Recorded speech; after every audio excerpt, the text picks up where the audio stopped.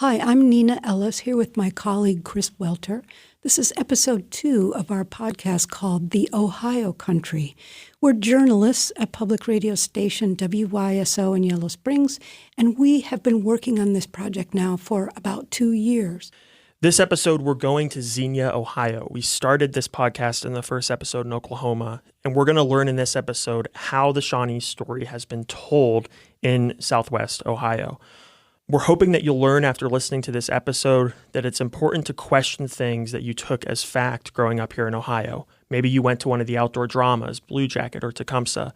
Maybe you've read a book from a famous local author like Allen Eckert. So we're hoping that after you hear this episode, you will seek out more information about what happened to the Native people here in Ohio, because it's not always told. And we can tell you from our experience, we've met very few people who know this story. And the good news is, after listening to this episode, you'll learn about some of the initiatives like Great Council State Park, where it will be a lot easier to hear that tribal perspective in the state of Ohio and how it's being supported by our governor, Mike DeWine. When Ohio became a state in 1803, there were 7 indigenous tribes living within its borders. They were the Shawnee, Wyandot, Miami, Ottawa, Lenape or Delaware, Seneca, and Cayuga. But less than 50 years later, they were all gone. They'd been systematically removed. How did that happen, and why is it that so few people seem to know much about it? You're listening to The Ohio Country from the Eichelberger Center for Community Voices at WYSO Public Radio in Yellow Springs, Ohio. This is episode 2.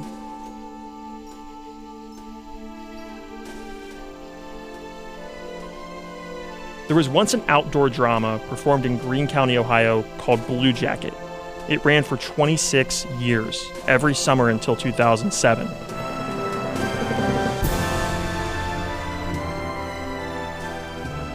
It was a huge and showy production with 50 actors, live horses, gunshots, cannon fire, and flaming arrows, too. On a 2-acre outdoor stage in the woods in Caesars Ford Park, which was once where lots of Shawnee lived. It showed scenes from the 1700s, when white settlers, including Daniel Boone, were caught in cycles of deadly violence with the Shawnee, led by Chief Blackfish.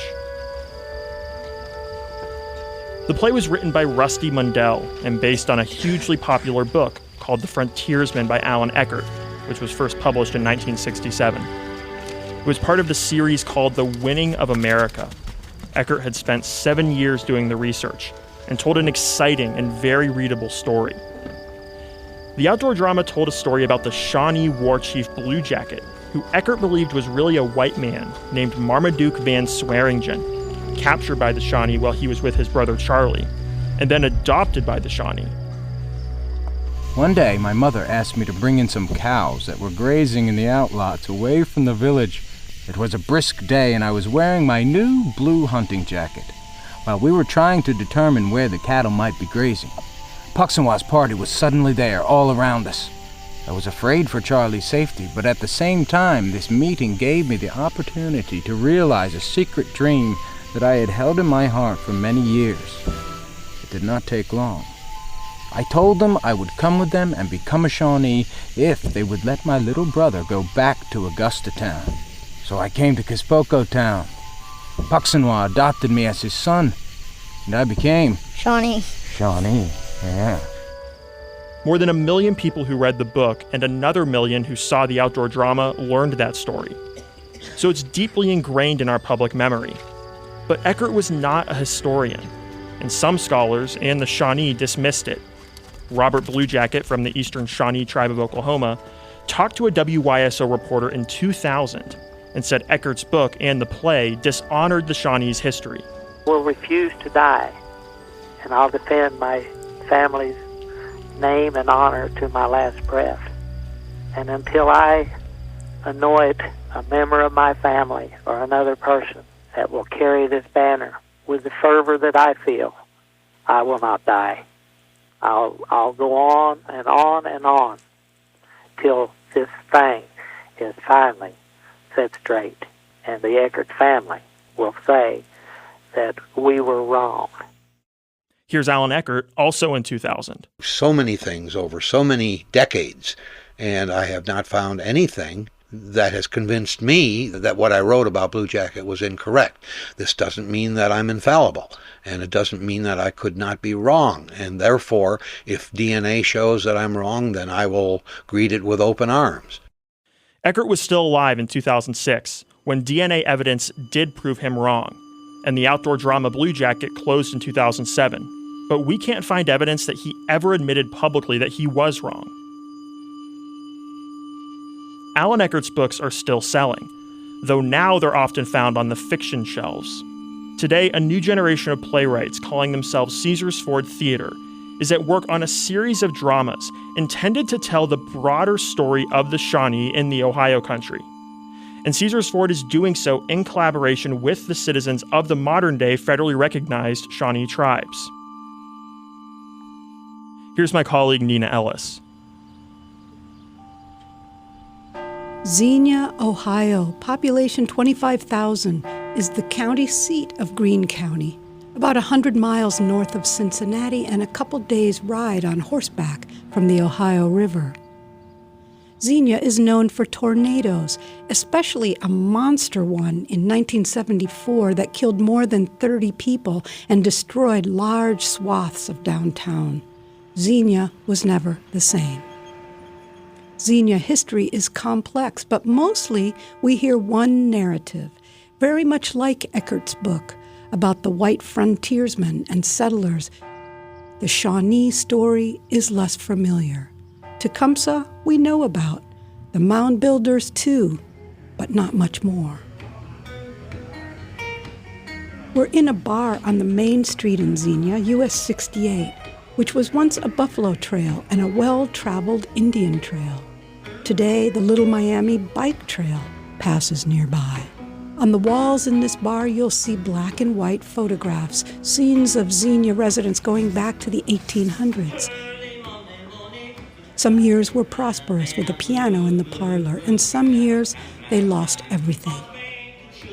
Someone here cares about a broader range of Ohio history. There's a map of the Northwest Territories here, as it was 250 years ago, before the arrival of the white settlers. A big board covered with an arrowhead collection, and over the bar, above the TV, a portrait of Tecumseh. Betsy Wyatt is the history buff here, one of the founders of this mellow bar, which they named Devil Wind Brewing. She explained to me in late 2022 where the name came from. My mom was a teacher, and she had taught The Frontiersman, the book by Alan Eckert.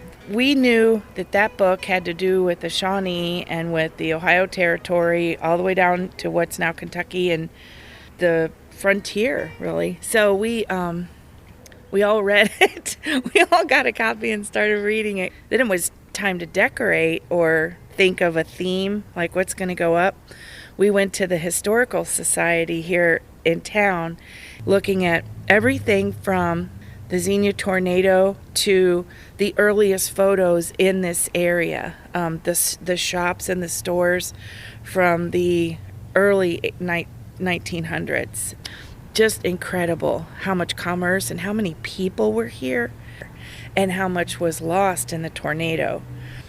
We didn't want to showcase the sad aspects, but more the triumph of the people, the strength of the people who survived the tornado, but also at the root of it all, like giving credit to the first people who were here, that had we not had their wisdom and knowledge and help and challenge, it wouldn't have been the same. It's just, there's so much history here. It's incredible. I don't think people realize how much there is. Just drive from here to Yellow Springs, and you pass many sites right in the book. Part of the project that we're working on, I'm being exposed to Shawnee views of what's happening here and how Shawnee tribal people are making more connections in Ohio to further some discussions with the state of Ohio. Are you aware of those kinds of changes and new attitudes going on in Ohio? No, I didn't know that was occurring, but I think it's great if it's part of the awakening or like renewing, doing the right thing by your history and the people that were here before. I think that's marvelous, but I had no idea. Like, I'm no expert. I've read some books. I've read the Historical Society material, but I don't know how many, primary source documents did that come from? Did that have actual proof in history, or is this just what people know from all these years? And I respect local history, I respect local lore, but is it fiction or is it true? I only know, I guess, kind of the popular notion. So I'm glad to know that there might be hopefully some facts brought in and some more accurate than, blogging or reading a novel, even a novel that's based in history. Is it history proof or is it historical fiction? Like the intro even says, some of this is known, some of this we had to kind of put together. So you got to be careful, but I'm glad to know there's potentially some writing of the story. Did you know that there's a new park going in down here at Old Town? Were you aware of that? There's going to be an interpretive center there, a Shawnee interpretive center. That's where one of the historic markers was. It's wonderful. I did not know that. Yeah. It wasn't until last summer that I read about the Shawnee removals, when people actually walked across Indiana, across Illinois to the Mississippi River, got on boats, went across the river to these new reservations.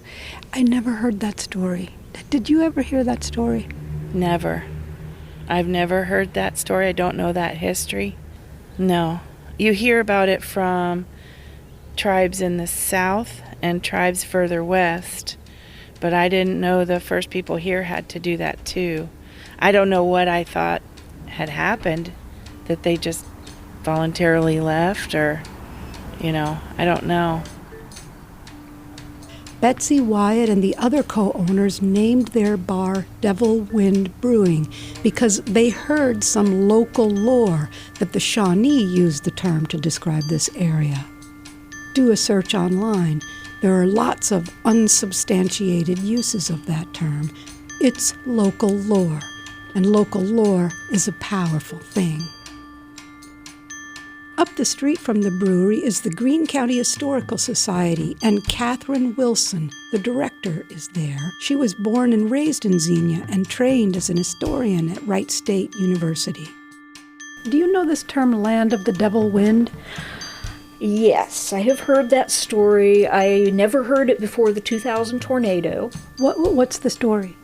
The story is that the Shawnee called this the Land of the Devil Wind because it was prone to tornadoes. I think it's a bunch of hooey, because I never heard it before the 2000 tornado. My predecessor in this job was here 33 years, and she never heard it before the 2000 tornado. I didn't hear it in 74, I didn't hear it in 1989, when the small one hit out by the hospital. Never heard it before 2000, September 2000. Where do you think it came from? I think it came from, no offense, but some media person thought it would be funny, and I have not asked the Shawnee that I know particularly about that yet. I never heard of that before. I go to the brewery a lot, but I've not heard that actual story from a legitimate source. I've never seen it mentioned in anything ever, so I don't believe it. A lot of people do. I know they do. But a lot of people believe a lot of things. We asked a representative from the Eastern Shawnee Tribe's Cultural and Historic Preservation Office about that term, Land of the Devil Wind. It's not a term they use either. Greene County historian Catherine Wilson has been studying local history most of her life.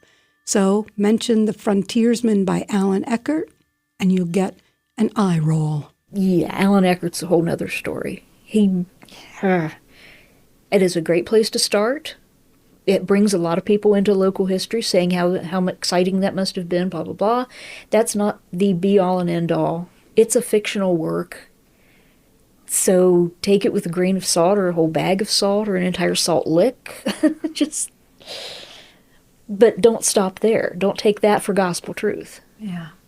Okay, that salt metaphor that Catherine Wilson uses, a salt lick is where the naturally occurring salt in the ground is close to the surface. Animals would go there to lick the salt, and humans would go too, both indigenous people and white settlers, to hunt the animals and gather salt for food preservation. In 1778, Daniel Boone was captured by the Shawnee at a salt lick in Kentucky. They brought him here, just north of Xenia, to their village called Old Chillicothe, which was just up the road from where Catherine and I were sitting. It's a central part of the story told in the outdoor drama Blue Jacket, and today the place where the village was is called Old Town. For Catherine Wilson, the story of Boone's captivity there is not just Ohio history, it's family history. Daniel Boone's brother Samuel is my ancestor. Mm-hmm. They were at Boonesboro for a while and then came up to Mays Lick, Maysville. And then my direct ancestors moved into Brown County, Ohio. Does knowing that family history that far back, is that part of why you became a historian? Oh, yes, absolutely. I started out, Mom took me to the old Carnegie Library here in Xenia, where the genealogy department was back then. She would set me down with a book and say, here, look for these names, these last names, and then I would do that. And I got interested in my family because they were pioneer era, what was happening around them, what would have brought them here, what would they have been encountering, did they know Daniel Boone, that kind of stuff.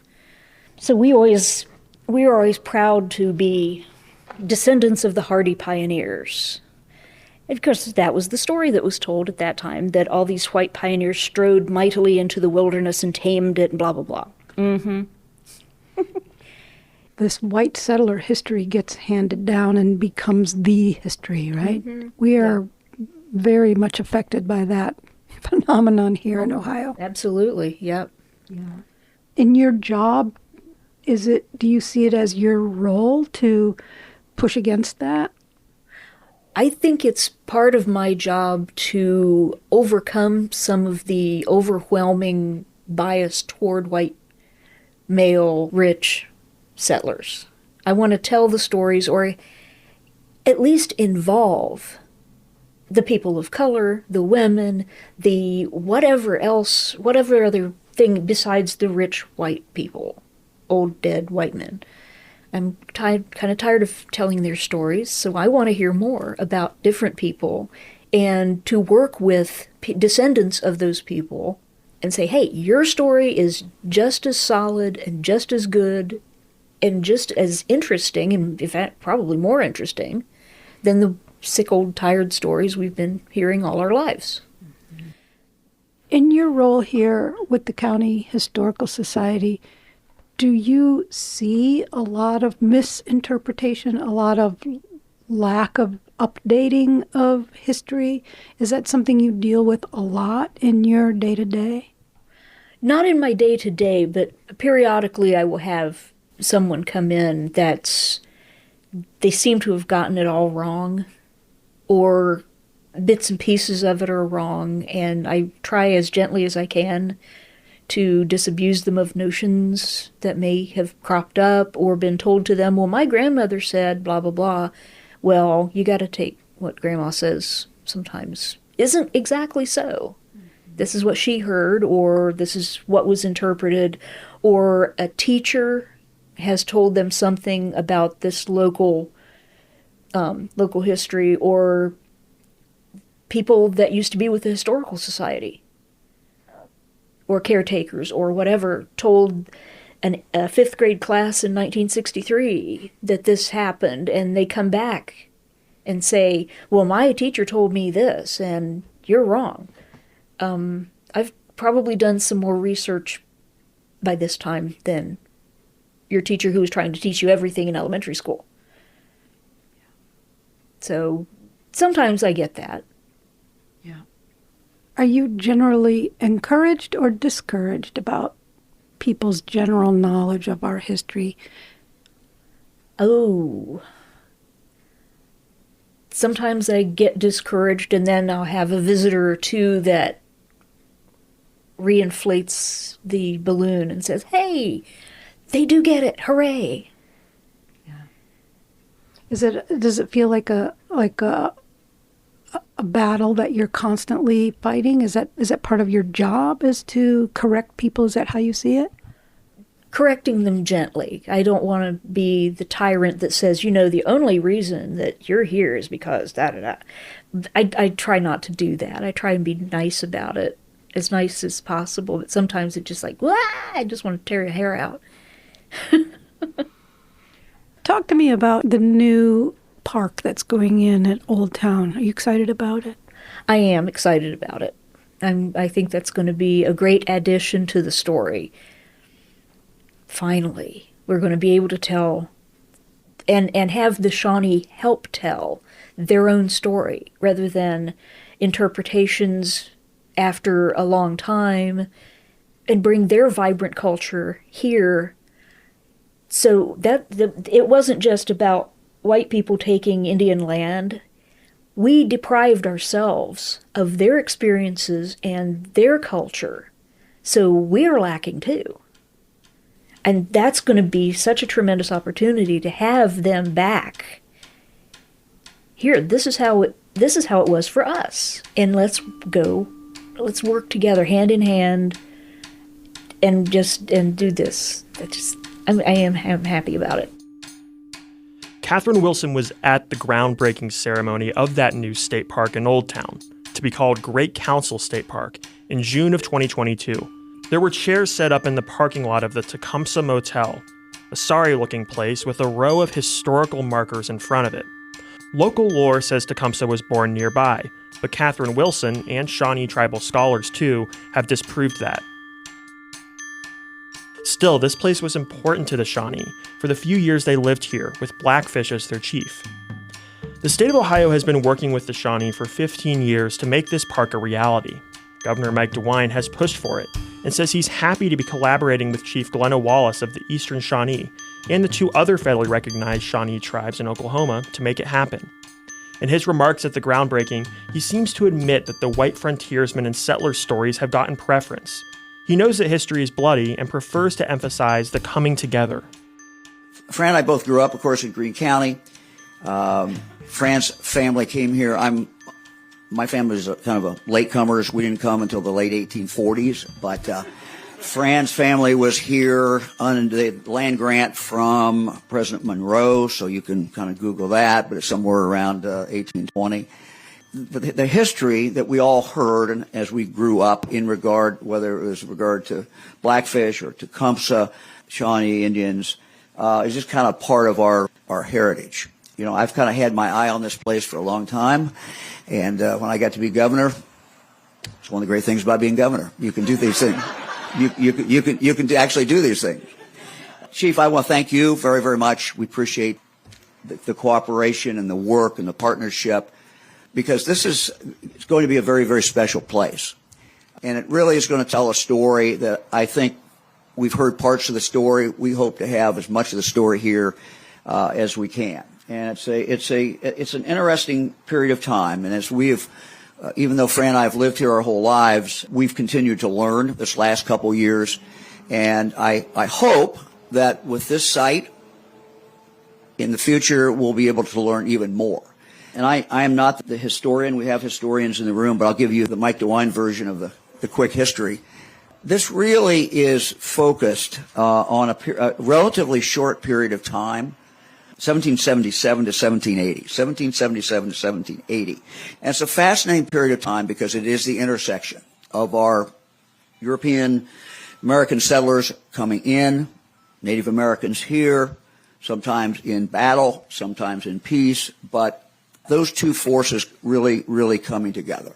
One of the stories I think we hear about from the settlers' point of view is when Daniel Boone was captured by Shawnees and brought right here and lived here for 6 months was adopted by the chief and went out on hunting parties and did all kinds of things. And then at some point, after about 6 months, decided he was out and made it back to Boonesboro. So you can just imagine Daniel Boone here.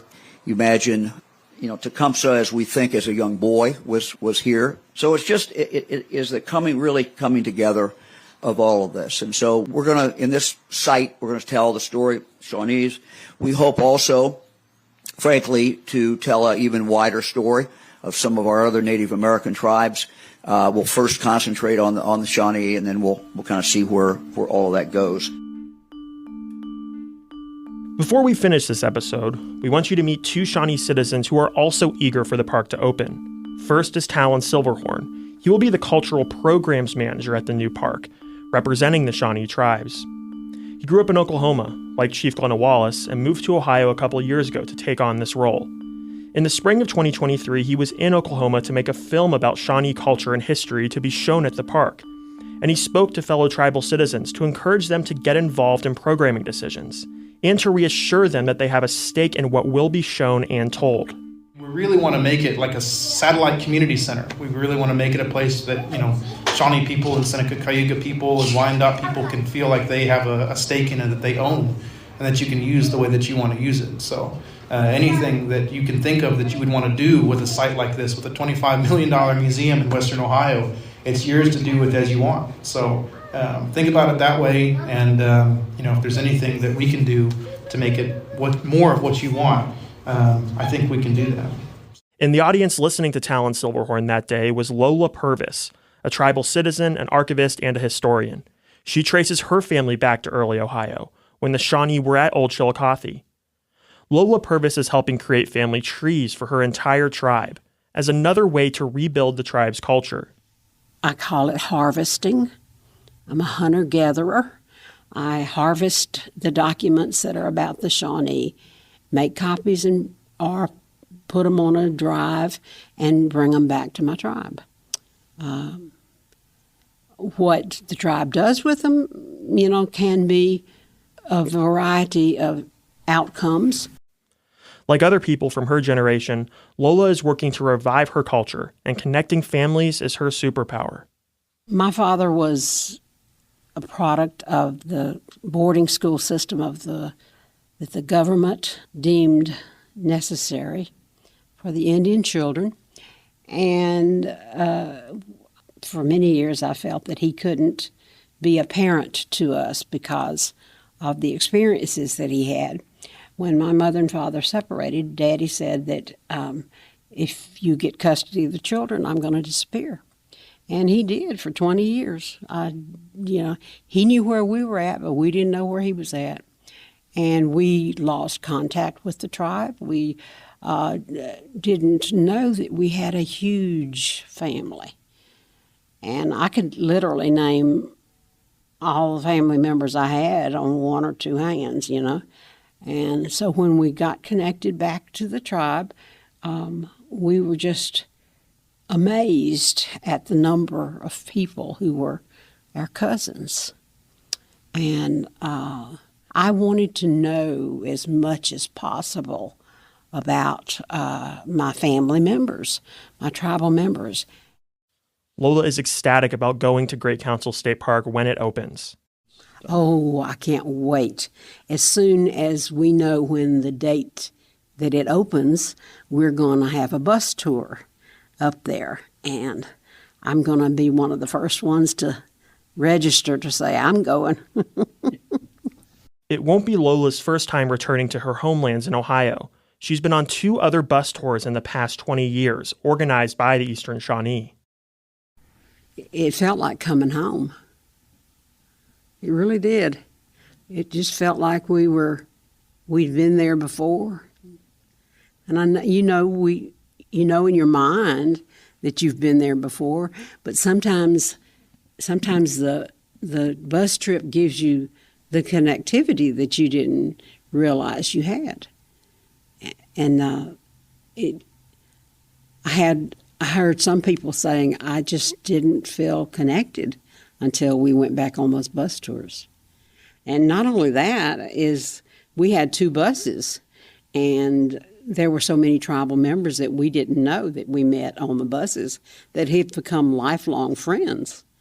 We did 2 different bus tours that took us back to Ohio, and we went to Wapakoneta, Wapatomica. I went to Scioto River, and I know those are historically places where our tribe was located. I went to the Wapakoneta or Wapatomica. I never can remember which one it is. But we had a reserve there, and there was the circle. If you're not familiar with what the powwow circle is, it's a sacred place.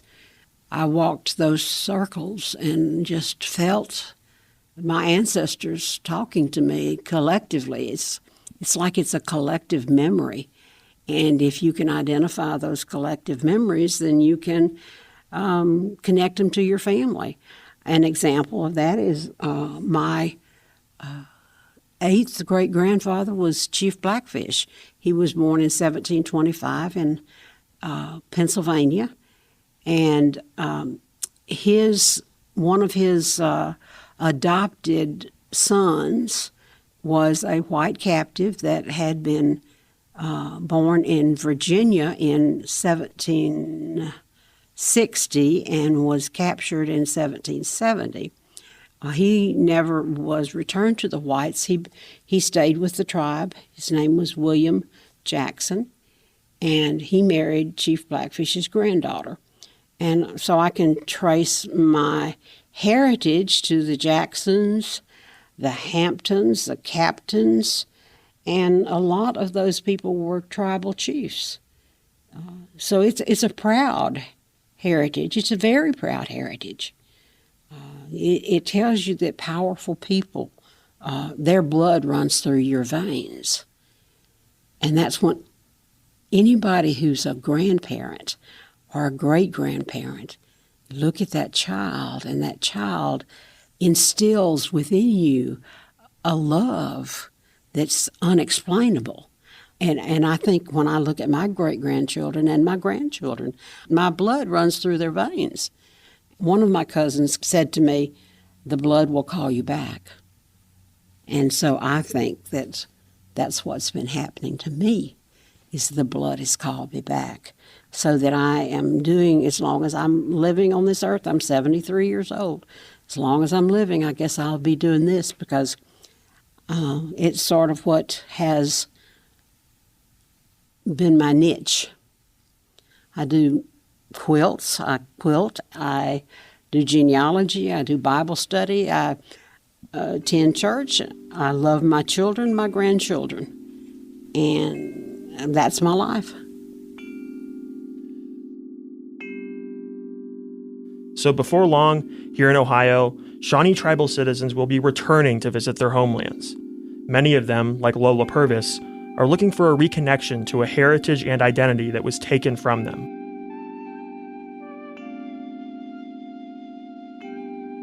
You've been listening to The Ohio Country from public radio station WYSO in Yellow Springs, Ohio, and the Eichelberger Center for Community Voices. In Episode 3, How the Shawnee Lived on the Land, co-creating the environment by tending and nurturing the native plants. You know, the gardening itself was women's work.